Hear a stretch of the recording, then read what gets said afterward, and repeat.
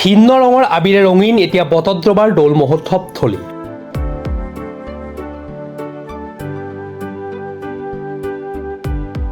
বিভিন্ন ঠাইৰ তীৰ্থযাত্ৰীৰ লানি নিচিগা হ'ল আজি গোসাই ফুৰোৱা উৎসৱ। শ্ৰী শ্ৰী কৃষ্ণৰ দৌল উৎসৱৰ 5 দিনীয়া বৰ্ণাঢ্য কাৰ্যসূচীৰে বটদ্ৰৱা থানত আৰম্ভ হোৱা তৃতীয় দিনাৰ কাৰ্যসূচী অনুসৰি আজি গোসাই ফুৰোৱা উৎসৱ।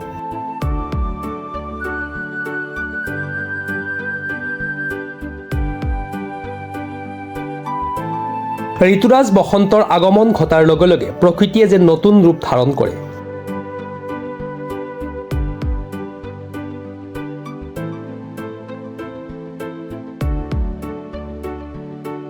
বসন্তকালত পালন কৰা উৎসৱসমূহৰ ভিতৰত দৌলযাত্ৰা উৎসৱ অন্যতম।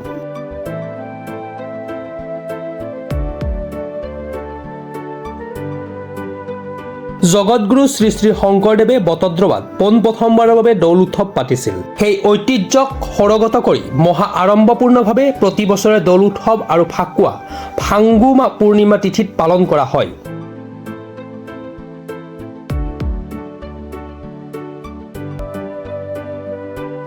কাৰ্যসূচী অনুসৰি আজি পুৱা কীৰ্তন ঘৰত নাম কীৰ্তন আৰু তীৰ্থযাত্ৰীসকলে শলাই শলিতা আগবঢ়াই নিজৰ লগতে দেশৰ মংগল কামনা কৰে।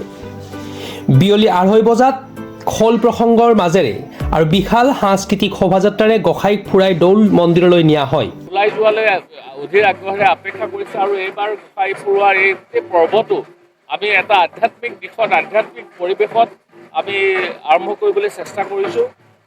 সন্মুখত যথেষ্ট সংখ্যক গায়ন বায়ন আৰু বিভিন্ন জাতি জনগোষ্ঠীৰ নৃত্যৰে সমৃদ্ধ হৈ আমাৰ গোসাই এইবাৰ ফুৰিবলৈ যাব। মই ভাবোঁ যে এই গোটেই দৌল উৎসৱৰ যিটো প্ৰধান কাৰ্যসূচী মূল আধ্যাত্মিক যিটো দিশ সেই দিশটো এই গোসাই ফুৰোৱাৰ লগতে যিহেতু জড়িত, মই ভাবোঁ যে দৰ্শকসকলে যথেষ্ট আপ্লুত হ'ব।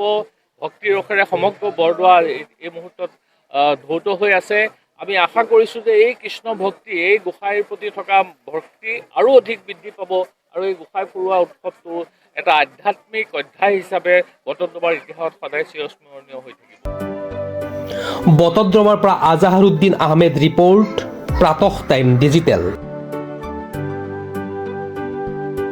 শদিয়াৰ পৰা ধুবুৰীলৈ, বৰাকৰ পৰা ব্ৰহ্মপুত্ৰলৈ সকলোৰে মাজত চিনাকি এটা নাম প্ৰাতঃ টাইম।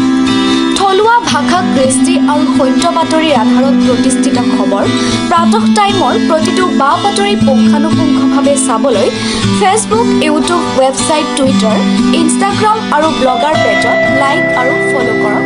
ধন্যবাদ। অসমৰ সংবাদ জগতখনৰ বাবে এক সুখৰ খবৰ। আপোচবিহীন ৰাইজৰ কণ্ঠ সাপ্তাহিক কবচ পুনৰ এবাৰ অসমৰ ৰাইজৰ মাজলৈ। স্বত্বাধিকাৰী প্ৰণীতা কলিতাৰ দ্বাৰা প্ৰকাশিত আৰু আপোচবিহীন একাংশ নপুৰণি অভিজ্ঞতাপুষ্ট সাংবাদিকৰ দ্বাৰা প্ৰচাৰিত তথা eco printing press, Guwahati, Katabari গড়চুকত মুদ্ৰিত সাপ্তাহিক কবচ এতিয়া অসমৰ বিভিন্ন প্ৰান্তত উপলব্ধ।